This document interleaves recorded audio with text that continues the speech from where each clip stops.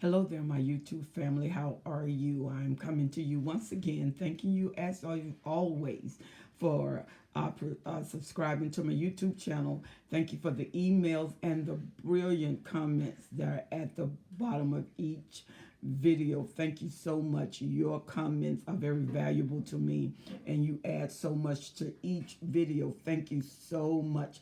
And I am so glad that these videos are really helping you. And many of you saying that many of you are finding solutions and answers. And that's just like music to my ears. Thank you so much. You know, the empath conference is only a few days away. You can register at destinyhelper.com. Please go and register. It's filling up pretty quick. Thank you so much for the positive response. So if you want to attend this conference, please make haste and register. The seats are filling up very, very quickly. And if you have any questions, you can always feel free to write me at destinyhelper12s@gmail.com. And I will be more than happy to answer your letters or topics that you would like for me to speak on. One of those topics that I would like to talk on is when you fall in love, because you don't grow in love with a narcissist, you fall in love. It's almost like your emotions are hijacked. They hijack your emotions. They hijack your thoughts. And you know this because you fall in love relatively quickly. I mean, all the speed limits are off. It's like going overseas to the Autobahn and driving on the Autobahn. On the Autobahn, you can drive 200, 300 miles an hour. It's as fast as your vehicle can go. In the U.S., we don't have highways and expressways that would accommodate that speed. But overseas, you can go on the Autobahn and you can go as fast as you think your car can handle. And that's the way it is with a narcissist. You fall in love with a narcissist. You give yourself over quickly until you don't have time to really think. So when those flags come up and when that alert go off in your system, if you don't respond right then, you won't respond. You'll keep on going, and it's like a hook. And the longer you stay, the more you get lured in, and the foggier things become, and it becomes less clear as you stay in it. The longer you stay in it,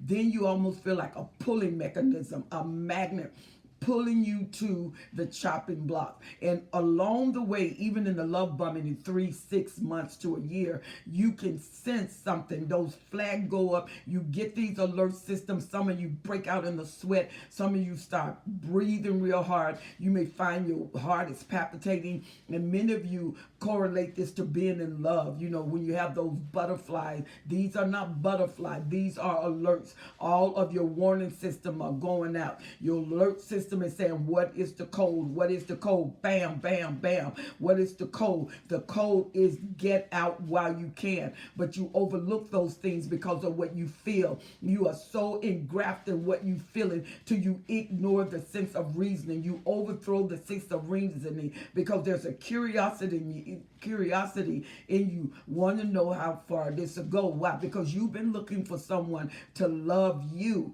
and you're thinking, I would love them, but I'm looking for someone to love me. Well, that someone is not going to love you because the narcissist is incapable of reciprocating the love you give to them. And based on how they treat you and how they rate you and how they position you, it's in the love bombing state you're being tested unto how much you would yield yourself over to them, how much you would give yourself over to them. I mean, many of you know that when the narcissist, many of you know that when the narcissists love you, you almost feel as if, you know, it's the best love in the world. You don't even have a basis for what you feel. You don't know them well enough. You not spend a lot of time in conversation. And if you look back, you did most of the talking. They were the perfect ears. They was better than a psychiatrist or a psychologist in listening to you. All of that information was to get out of you. And you think you just growing in love with that narcissist, I did mirroring narcissist, and to show you the reflection. The narcissists are excellent as pulling out of you and then reflecting it back to you. You said, well, that sounds like an empath. If they're able to pull out of me and they absorb that, the narcissists don't absorb the love. They how can I say, they magnetize it to themselves to reflect it back. The empath magnetize it and absorb it to keep it in, but the narcissist want to reflect it back because he does not have what it takes to really cause you to love them. That's why every person that fall in love with the narcissist fall into love in a different way, and they see the narcissist as a different way. And you can meet someone that the narcissist loved, and you will have some variables, but you will have so many differences until you are thinking, who are you talking about? And you are talking about the same guy or the same woman. It's just that what they reflect, what the narcissist pull from them by mirroring them and reflecting back to them, is not the same thing that the narcissist will pull to you. When the narcissist pull you and place you on the file, they are specific and they specialize in it. They're specializing in your personality, specializing in your character, specializing in what you like, specializing in what you don't like. And they go into your past history because the past history is the sum total of your currency, of what you are now, what brought you to the place where you are now. So the narcissist find out all of that, because when they go into the devaluation form, the devaluation is specific, it's intentional, and they hit the target. They're not going to devaluate you in a place that does not matter to you. They want to hit that sore spot. So when the narcissist is bringing you in, you fall and you can't get up. And what do you mean I fall and I can't get up? You fall so in love with the narcissist until instead of strengthening you, love strengthens, love builds, love energizes. The narcissist love does all of the other things.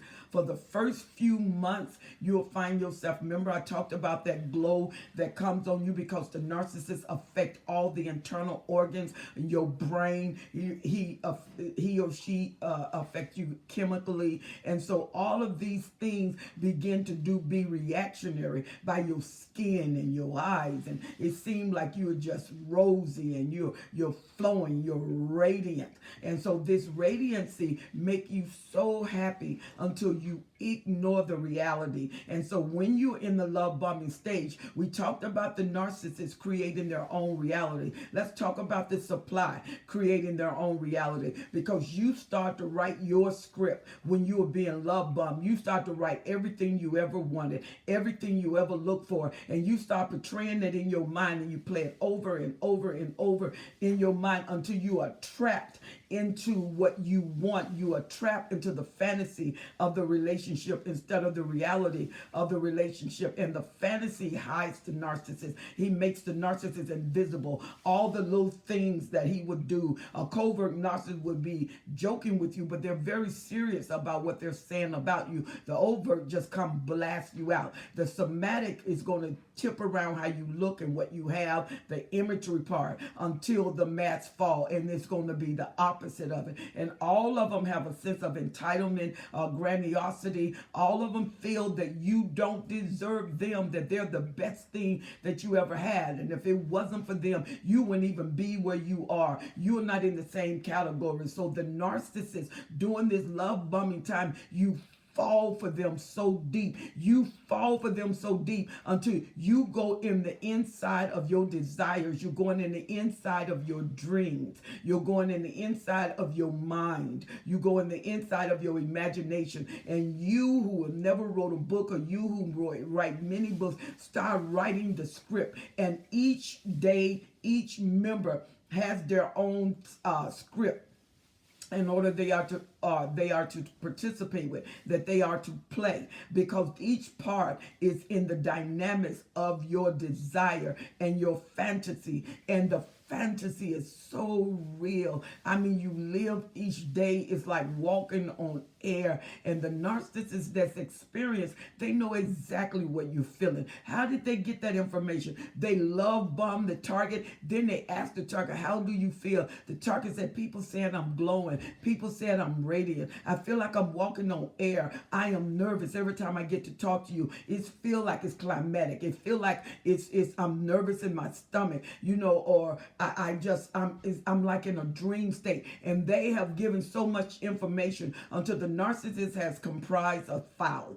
And this file is of all the supply. And they know what to do to pull that supply in. That's why they're very attentive to you, because you are leaking out information of what you want. And if you look back on it, the narcissists start doing that, start giving you what you want. The narcissist in this love bombing period may be so stingy until you can't even get breath out of him. Well, during the love bombing time, you can get all the breath you want. You can get all the gifts you want. They will spend money on gifts, or they would take you just long enough to make you feel that they're into you, and then they're reverted and they'll start pulling from you. But when you're with a narcissist that is very wealthy, they're well supplied, they're not having any financial problem, they know to gift your life. They know to gift your mind, because they're buying time that they're going to get back later. Every dime, every millisecond, they're going to get back from you. And so they don't mind pouring it in, saturating you in the beginning. And I mean, you are just being love bombed to the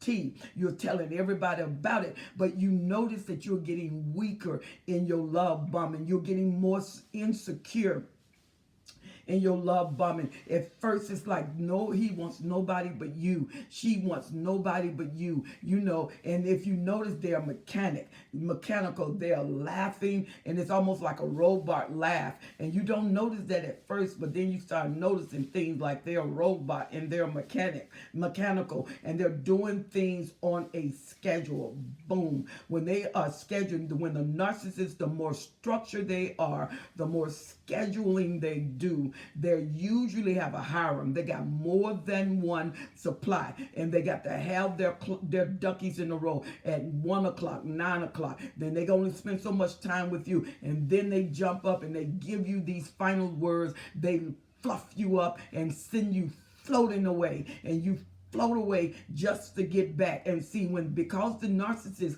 is valuing their time, and they only have this time because they got more than one supply, then when they tell you to be there at 6 and you miss 6, they make you pay. And they say, I told you that I work, or I have to do this.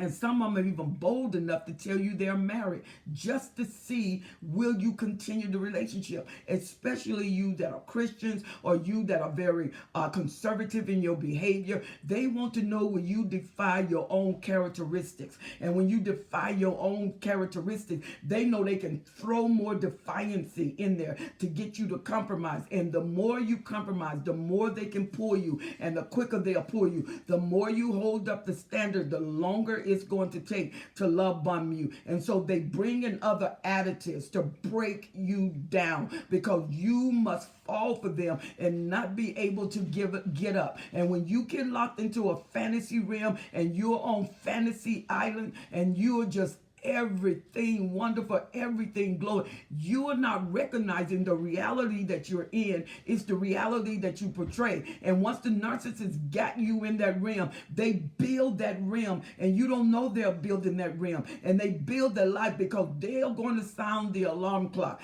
after the love bombing and wake you up, rudely wake you up. And when they rudely wake you up, I have fallen and I can't get up. You remember that commercial where the old lady fell down and she couldn't get up, so they gave her this medical alert that when she falls, she pushed this button and 911 come, or you can push this button, and if you got someone tied into that alert system, they can come and help you get up or aid you, and then they'll call the ambulance to come to assist you. And what happens is, that's the way it is when you fall for the narcissist. You fall and you can't get up because their love is weighty. Their love is heavy. Their love is like bricks in your heart, bricks on your mind, and they need the weightiness of what they are to get in your life where it's more difficult for you to get up. Because when you get up and the mask fall after devaluation and gaslighting,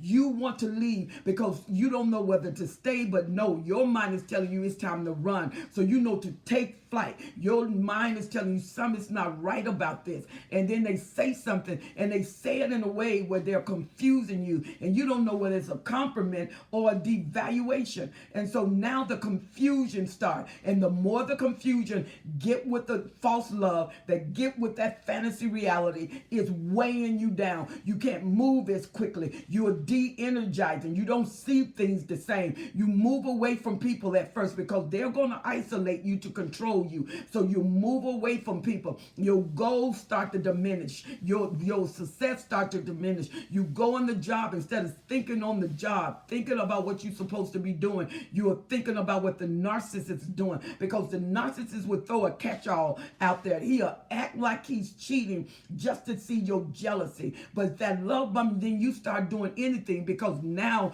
they're setting in the addiction. And the addiction is, as long as you take that drug, and you're sorry for bad things you did to people to get the drug. But when you're in need of the drug, you're not sorry for anything. You will go to any point to get that drug. And that's what the narcissist does. And sometimes the narcissists make the supply their flying monkey for what they need from that person, or to attack another person, because sometimes the narcissist, to ensure that you're going to be with them, they will launch an attack, make up attack, and use all of your negative energy to go after that person to pull them down. And then the narcissist start working through you. All of this is fuel. All of this is supply. And then if the narcissist doesn't have a narcissistic parent, and one of the parents is narcissistic, and they are vulnerable narcissist, or they're controlling narcissist, either or, the narcissist will not take you to any place where he loses dominance, where she loses dominance. And if you notice, there are some narcissists do not take you to their family because they don't have control there, and they will lose control of you. Narcissistic family, the narcissist family usually come in, especially the mother who carries a Jezebel spirit. She is a controller. She's like Catwoman. She crawls on things. She crawls up things, and that's your life. She crawls on the life of the supply. She goes up the walls of the supply, and she pulls in power, but she has to let you know that you may have my son, you may have my daughter, but I'm the chief here. And as long as you here, I'm going to be the chief. So the narcissist, usually when the narcissists don't want you with their parents, they're going to make up some, my parents they're just evil, they're just this. They have to keep you away because she loses dominance, because the whole thing with the narcissist is to get you so in love with them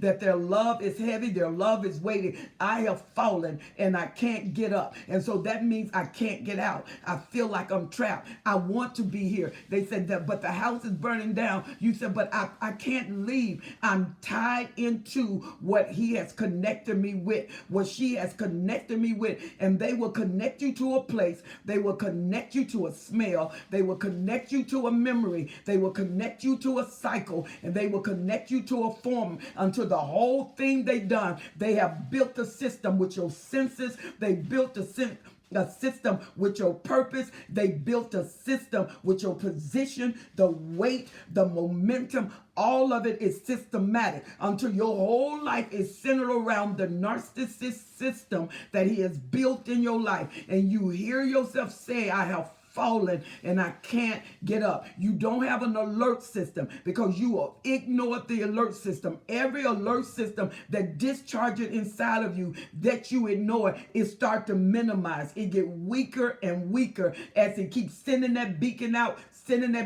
Get out. This is not right. Don't get pregnant by them. Don't marry them. This is not right. Something is wrong. Can't put my hand on it, but something is not right. Boom. But you can't get out. That means means you can't get up. And so now you find yourself, the narcissist feel like you are sneaking away. Then the first thing the narcissist say, will you marry me? And when they marry you, they're not married into a covenant. They're not married into commitment and loyalty. They're married into supply because they need that fuel and they don't want you to get away. You got something that attracts them. You got something that they want. And as long as you're there, they feel the value of your presence and they feel valuable around you because everything you are, they want. Everything you have become, they need.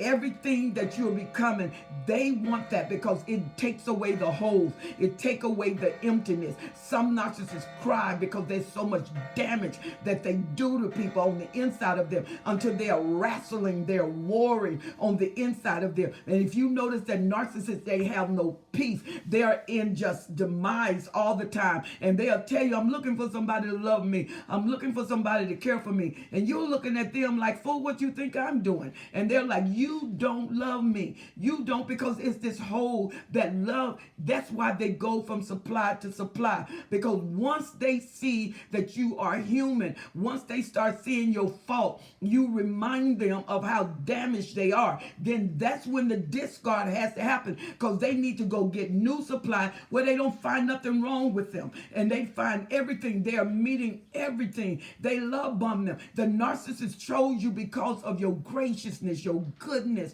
your kindness. And when they pick somebody that is worse, they want to be tormented. Usually most narcissists going to get someone that's the opposite of them. And when they get someone that is mean and nasty, that's the vulnerable narcissist that want that pain. Someone wants you to treat them like they are in pain because they done hurt so many people. They feel like they deserve it, but they don't want to change. And so these narcissists go and pick the lowest scum. You can't believe that something that handsome and that built up, they gonna get this overweight, oversized person. And this oversized person need to bed all by themselves as they pull up a rollaway because they sure ain't gonna get in that bed. And so what happens is the narcissist now is dealing with their true self. Then they get that supply based on how they feel. So when they feel bad, you've been with the narcissist and then you look at what the narcissist with, you wonder, are they sick? Did they lose their mind? What's wrong with them? They'll go get a drug addiction person, go get a person off the street, and they look all emaciated, and you'll see them. What is wrong with them? They are feeling themselves. They feel the damage that they've caused, and they almost like they beat themselves. They punish themselves. They punish themselves with the supply, and then they reward themselves with the supply. And so they make it real heavy because they know they got to come back. But when you see what they was with, you're like, I'm not yielding to a who, because I don't think that healthy right there. And to take you back after you've been with that, because a lot of narcissists does not practice safe sex. Because they don't feel that they can get anything. They think they're above disease, they are above the law, and that's just the way they think. You can get sick and they can do the same thing and think they escape. So when a narcissist get a venereal disease, or the narcissist get COVID, or the narcissist get sick, the narcissist start blaming people. If I hadn't been around that person, it could be a hereditary disease, and they will blame the supply. And that's why the narcissists need you to fall and don't get up, because they know it's difficult. And they come dry seasons with the narcissists where they can't find their supply as easy, as except they're somatic. And then as they get older, the older they get, the harder it is to find when they don't keep themselves up. And the older they get, the younger the supply, or if they get them old, they're wealthy. They got something that the narcissists want, because the narcissists need to rejuvenate themselves. And so they rejuvenate themselves in making that supply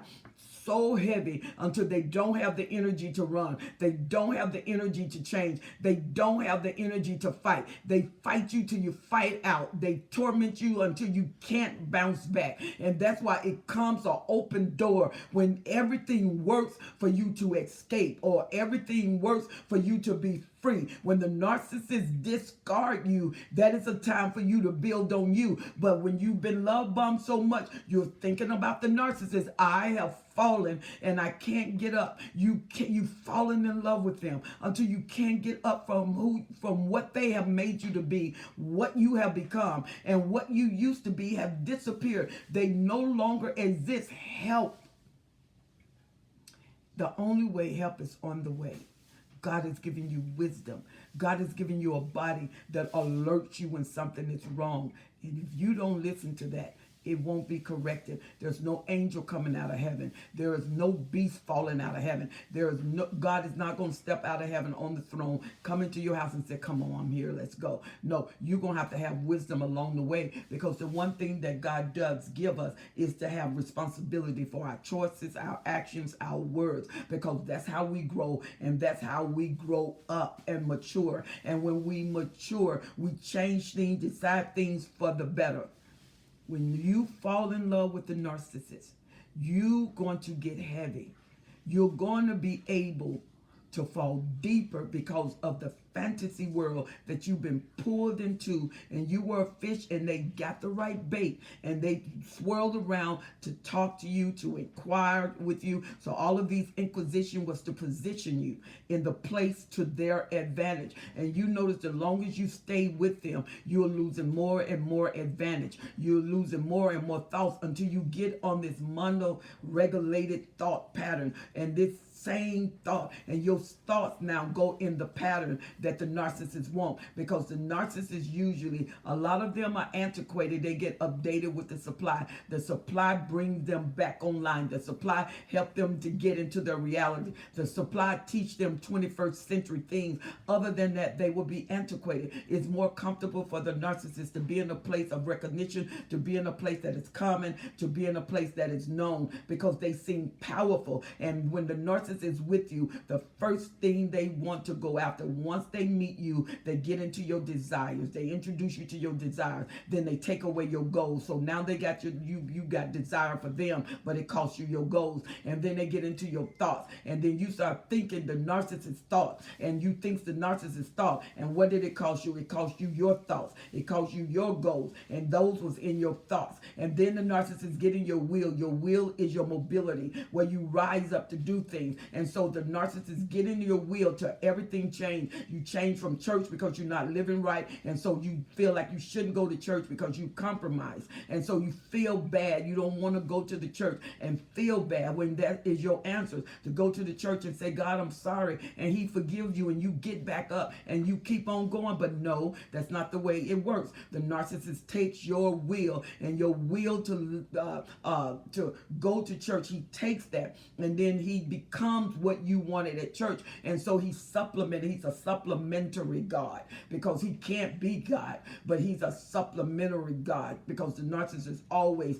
want to be your God. What did it cost you for the narcissist to become your God? You gave up your real relationship with your worship mechanism with God. And those of you who worship Jesus Christ, you don't want none of that. And now you're ashamed of that. So now they take guilt, and your guilt, they take away your stability. So now you feel guilty instead of stable. And there was a time you was confident maybe about yourself. You were sure about what you wanted and what you was doing. And now what has that cost you? Insecurity, because you never know that the narcissist is straight. You keep asking them, do you love me? You keep asking, are you faithful to me? Because you can sense something. Remember those alerts that go off? And what did it cost you? It cost you your security. It cost you your confidence. It cost you your faith. And so you had clarity, but you gave that up because you remember you've fallen and you can't get up. What does your clarity cost? Now you trade it in for fog. You trade it in for this blurred vision and a double vision. When you mix the wine, when you mix all of these wine, you can get alcohol poisoning, where you mix the wines of life and you get poisoned by that life. What did it cause you? It caused you your clarity. If things are not as sure, things are not as certain, you're gaslighting. You knew this, but nah, maybe not. And so now you walk around doubtful all the time. As you walk around doubtful, you brought the narcissist to yourself that made you feel good. They made you feel like $100. But being with them, now what it costs, you lose yourself. The narcissists want you to become what they need you to be. So the narcissists reconstruct you. It's not even a cloning of you. He wants you to disappear, because once your humanity come and they don't see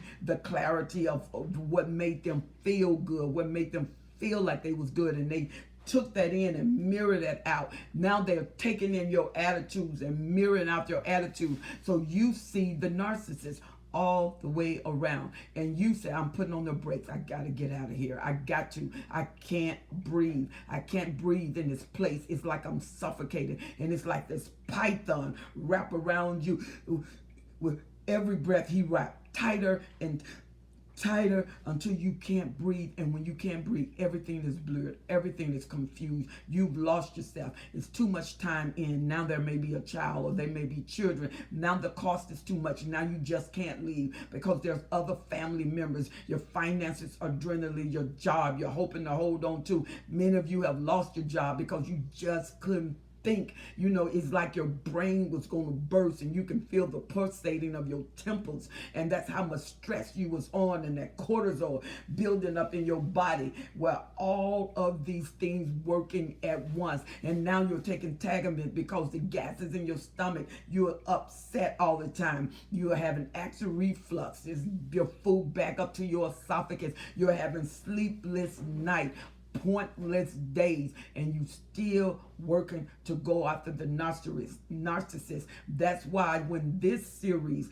they call it the narcissistic slavery, because you don't get paid for what you do, but it costs you everything to do it, all of your time and all of your energy. And now you feel like you're stuck. You feel like you are trapped in a cage. You feel like an animal, and that's the way they treat you, to the point the narcissist is so comfortable that you're not going to leave. Until now, he's no longer covert with you. He's overt with you. He's sneaky, but he don't care about you, so he don't hide from you. But when he go outside, this is a different man. He love everybody but you, but he's not going to show that until he needs to do a smear campaign.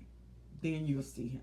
When you get ready to leave, you're going to mess up their name, and it's going to look like their fault. They're going to take you down. Help, I've fallen, and I can't get up. The narcissistic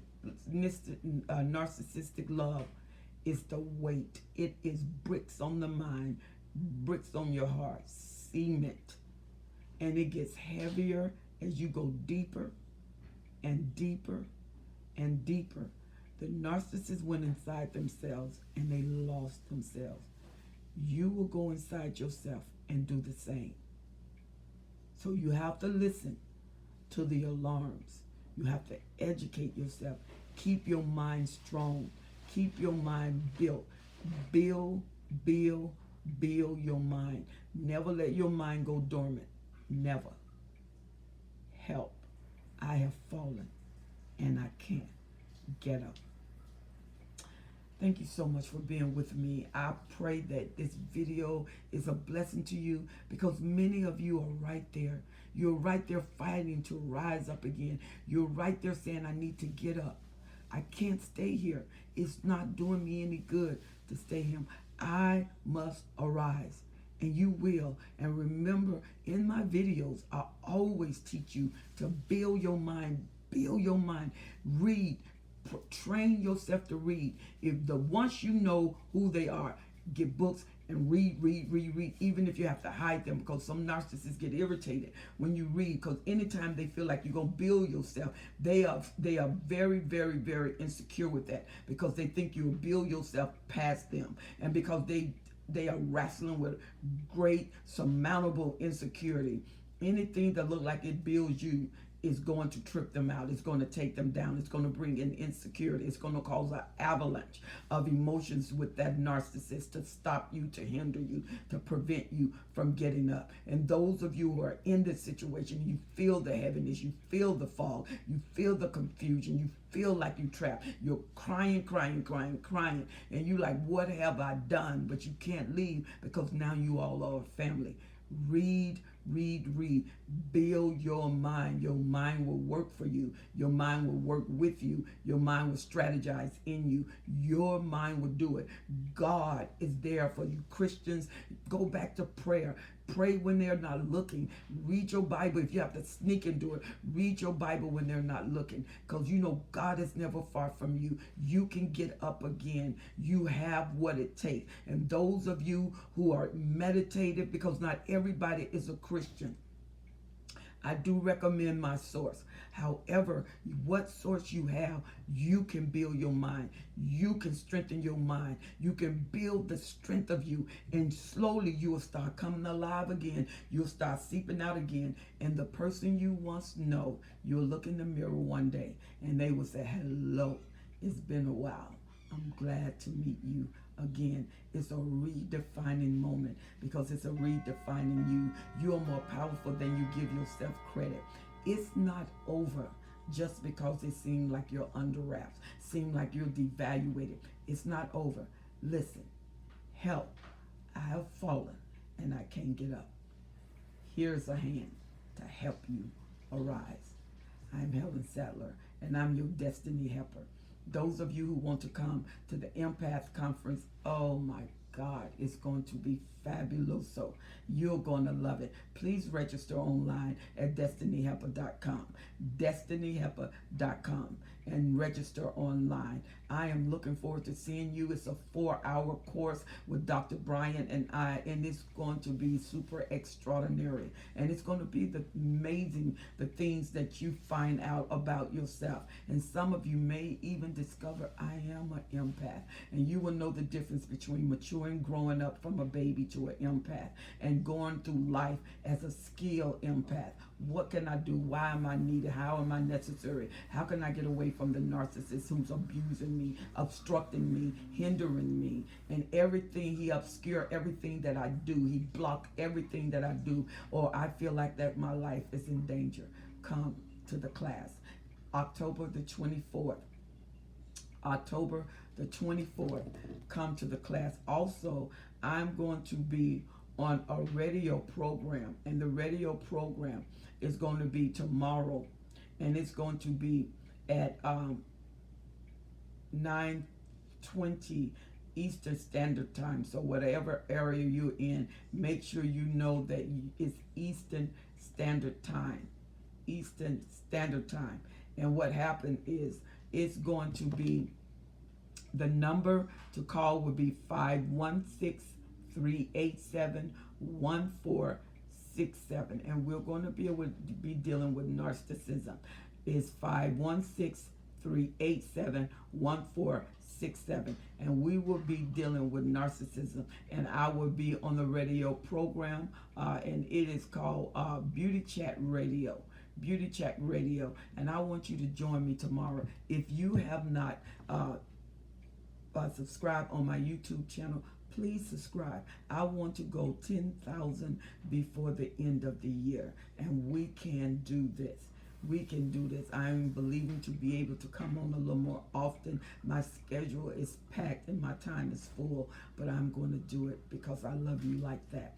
And remember, you can email me, destinyhelper12s@gmail.com. destinyhelper12s@gmail.com. Leave your information if you're interested in having sessions with me, or you can inquire concerning the conference that is coming up, the Empath Conference that is coming up, and you can register right now, and you need to do this because the spaces are filling up quickly, and that is destinyhelper.com. destinyhelper.com. We wanted to make it very easy for you. You will not be able to attend these classes without registration. There's a code you have to have, and you can't get it without being registered. You have to be registered. The roll will be taken. If you're not on the roll, you will not be able to attend the class. My apologies for those of you who said, well, I don't have what it takes to get in the class. Then there may be something else for you. But this is the order of being able to attend this class. Once again, I'm so glad that you were with me and we spent this time together. Never get to the point where you fall and you can't get up, because you can. you will arise and you will get up every single time. I'm Helen Sadler. I am your destiny helper. Don't forget to subscribe. Push that bell, and every time I come on, you will be alerted. And it's always you and me. God bless you.